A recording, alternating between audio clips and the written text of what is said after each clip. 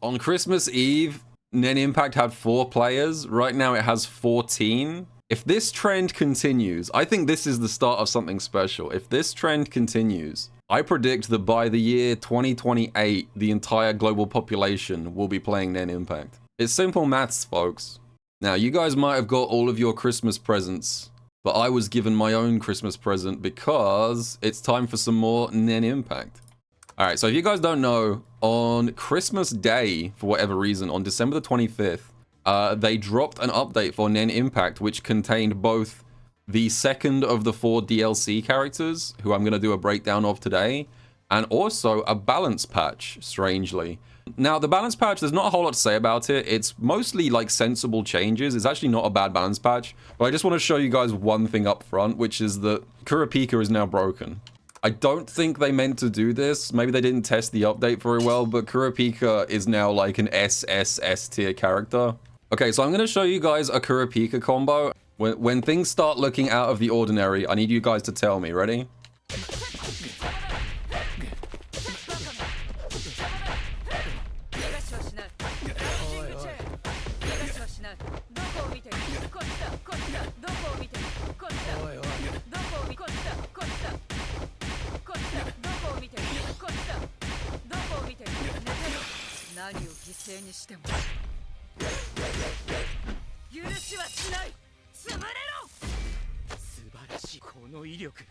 Yeah, they made a change. I mean, they made a bunch of changes to Kurapika. Like, this thing is now, like, broken as well.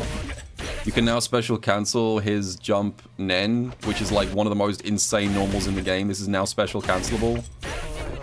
But also, Kurapika also got a change where his stomp does an extended hard knockdown, and you can just OTG it into itself. And I think you can do it like 40 times in a row at the end of like any combo. So Kurapika is now instantly like probably the highest damage character in the entire game.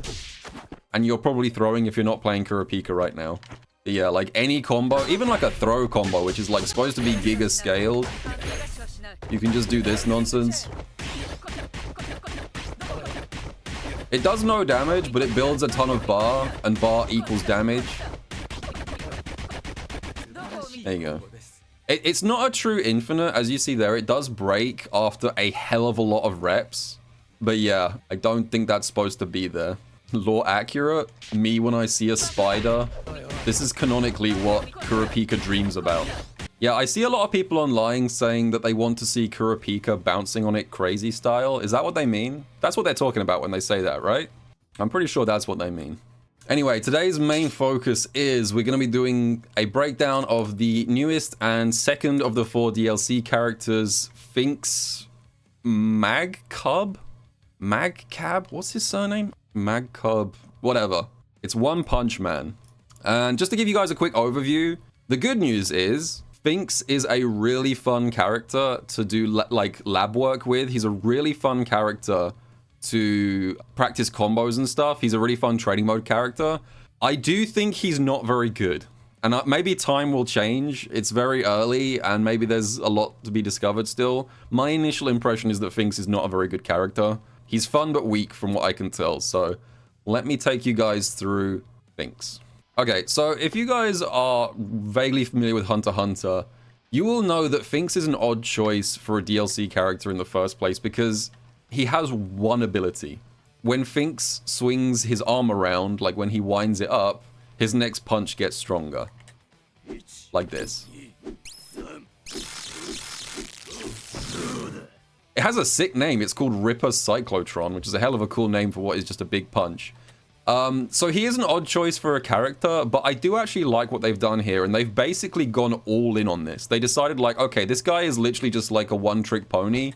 Why don't we just go all in on that one trick rather than trying to like pad out his kit with other stuff? But before I get ahead of myself, a couple things to talk about. Phinks' movement is sort of average generally. He's got an air dash. It's not a very good one. It's a very short distance air dash. He's got kind of standard-ish movement. The only thing that's really worth mentioning about his movement is he has an incredibly good plink dash on the ground because his forward heavy, this thing, causes him to lurch forward. And because of that forward movement, if you plink dash with forward heavy, he can go extremely fast and grab you from like long range. Like that. He's got a really good plink dash. Stuff like that. He can cover a lot of ground very fast, and 6H is a good button. In terms of Phinks' normals, this is the first place where I would say that Phinks' low tier status probably sticks out most obviously. So if you guys know anything about this game, you'll know that most of the best characters in this game have normals that fill 50% of the screen. This is Phinks' normals.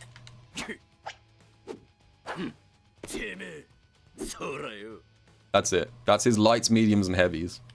These are like Street Fighter normals in Marvel vs. Capcom 3, basically. He has one command normal, which I mentioned a second ago. This is his forward heavy. This is probably his best normal. Good range, and also this thing is an overhead. This is probably his best normal. If he catches you crouch blocking, he can overhead you from long range, and this thing is cancelable. But yeah, there's not a whole lot to say about his normals. His air normals aren't particularly impressive either. His jump medium does have a good vertical hitbox, so you can staircase people with it with an assist. I don't think his normals are very impressive. His specials, like I said, so when you hold the special button, he'll do different things depending on which directions you hold. If you just hold neutral, he charges up the punch. And the longer you hold it, the more damage this does. This is also a wall bounce on hit. So uncharged is like that. And full charge is like this. Does a bunch of extra damage. Not a whole lot. Given how long it takes to charge, you would expect that to do a lot more damage. But this is where things get kind of interesting and why I think this character is actually really fun to lab. So it's not just a case of holding down the charge.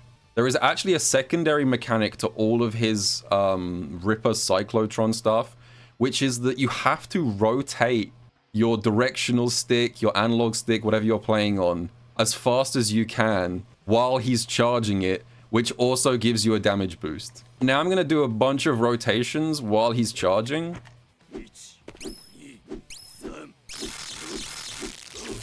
And that does a lot more damage. That's almost 50% on that alone. So you get a lot more damage by rotating the stick. And I actually really like this as a mechanic because one thing I really like in fighting games is when the movement that I'm doing on the stick kind of matches up with what the character is doing. He's spinning his arm and I'm spinning the stick, so we're kind of a bit in sync. I like stuff like that, where there's a bit of like symmetry between the inputs and what the character's doing. And the reason that I think this creates some technical stuff for Phinks is because this is not just the full charge stuff. Even if you do the uncharged versions of his specials like this, just the base versions, you can actually still get damage boosts by doing stick rotations on these. So like, for example, if I just do the raw special, this does 150 damage. If during the startup I do a stick rotation, 165. Which means that during his combos, you need to be constantly rotating the stick throughout all of his specials because they all have this mechanic. So this is his back special, which also has the same mechanic. This is his down special. Same mechanic again. This thing is an OTG. This is his air special. And every single one of these, you can spin to win to increase the damage. So I'm going to do like a quick Phinks combo right now, and I want you guys to watch the inputs on the left side of the screen, because if you want a character that's going to wear out your controller as fast as possible, Phinks is a good one to do it. If you want to get thumb blisters.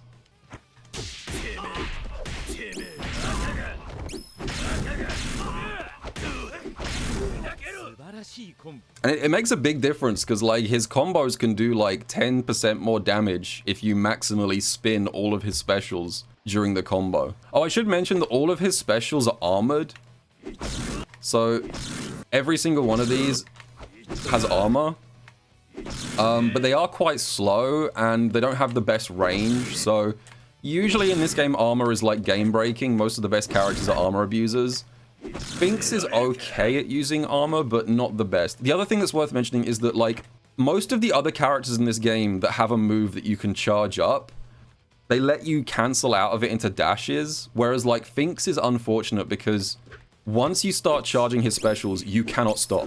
You just have to release it at some point. Like, Gon has a similar mechanic with his Jijanken stuff, but the difference with Gon is that at any point he can fake out of it, like this, which creates kind of like a mind game.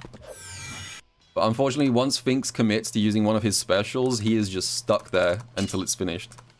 Yeah, so his down special, this thing, this is a really good OTG. You can use this to like OTG in like any situation, which is a nice thing to have.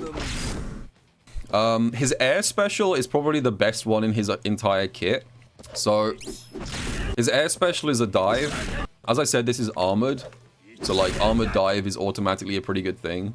The other thing that's interesting is that his air special is the only special in his kit which he can cancel into other specials. So most of his specials have like high recovery, whereas his air special, as soon as you touch the ground, you can cancel into other specials, which is a key part of his combo structure. It also ground bounces on hit and it OTGs.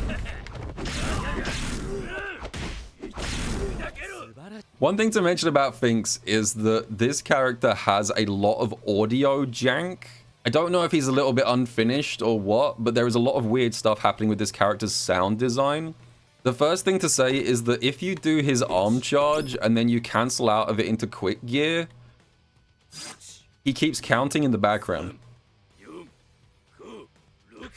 Like the quick gear cancel for some reason doesn't cause the sound clip to stop playing, so he just keeps counting even though you've cancelled out of the move.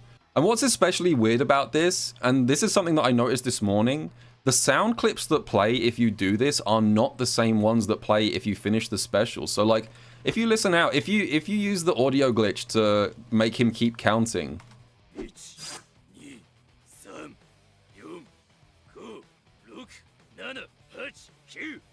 he counts all the way to 10 in Japanese, but if you actually do the special,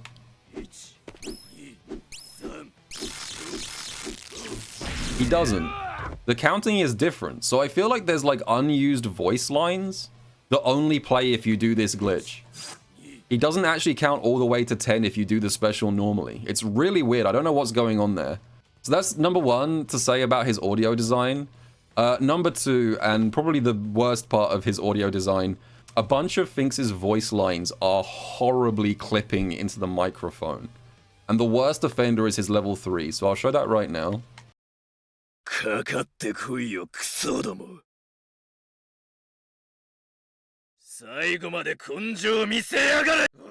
Yeah. It clips the microphone horribly on his level 3. And also the voice line gets cut off. The crazy thing is there's two different voice lines. There's two different voice lines for his level 3 and both of them are clipping like crazy.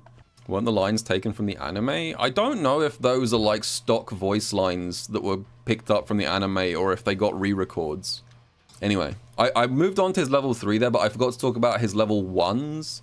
One of the weird things about Phinks is that he has 3 level 1 supers, which almost no other characters in the game have, as far as I can remember. And basically, Phinks is weird because all of his supers are basically just his specials, but just enhanced. So you kind of have super versions of his specials. So like his neutral special is this, and the super is this. And likewise, you got the back special and the back special super. And down special and the down special super. Now the super versions do a bunch more damage and also have extra effects like more hit stun, they're more comboable. You can also charge the supers the same way you can with the specials. So for example, you can still charge this as well. And you can also do the stick rotations. Same as the specials. Where this all comes together is that I think it makes his combo game really fun because you can be really kind of creative with Phinks combos. The reason that I'm not going to go into like huge detail about his combo structure is because you can actually be like really freeform with Phinks combos.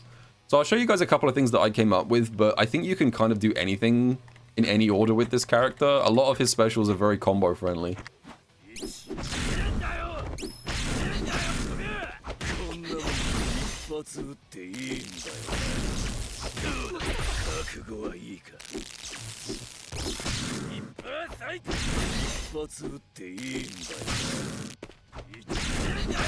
There we go. Again, it's still day one, so there's lots of room for optimization, and you can also add assists and stuff into the mix, but Phinks hits pretty hard. But unfortunately, I don't think he has a whole lot else going for him other than fun combos that make your thumbs hurt because you're rotating the stick so much. I guess the last thing to talk about is Phinks' assists, because this is a team game. So unsurprisingly, Phinks' 3 assists are basically just his 3 specials. But I actually think that they're really good assists. I think if anything is going to be a sales pitch for Phinks in this game, it might actually be his assists. Because he has the 3 moves, which are all good moves, but they all armored still. They retain the armor that they had as the original versions. And a lot of the downsides they have, like the slowness and the high recovery, is sort of offset by them being assists. And they do it, especially the down assist. This thing, I think, might be one of the best assists in the game, to be honest. Gigantic move, huge hitbox, does 400 years of hit stun. Can also OTG, so very combo friendly. Like that. Look how much hit stun that does. Like, even deep into a combo, it still does a million years of hit stun. So I think this is probably his best assist, but all of his assists are good, and they're all armored.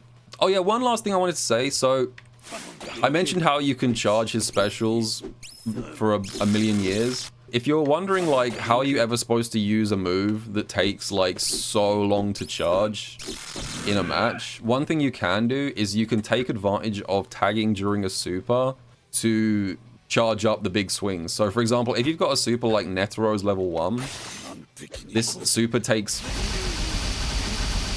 like, 5+ seconds to play out, and if you tag and do this super,